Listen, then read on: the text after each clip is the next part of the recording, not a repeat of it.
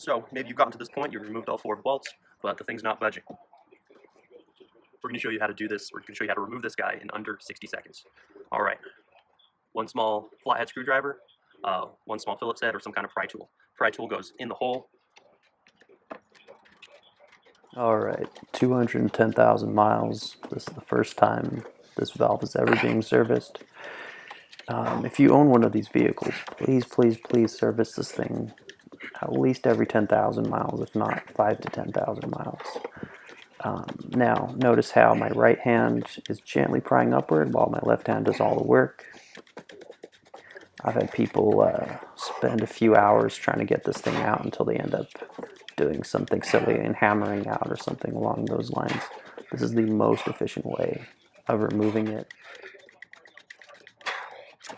Ooh, I don't think we're going to get the 60-second mark. We're going to get it out pretty soon here.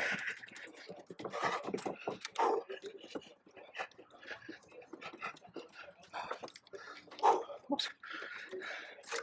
And there she is. Oh yeah, baby.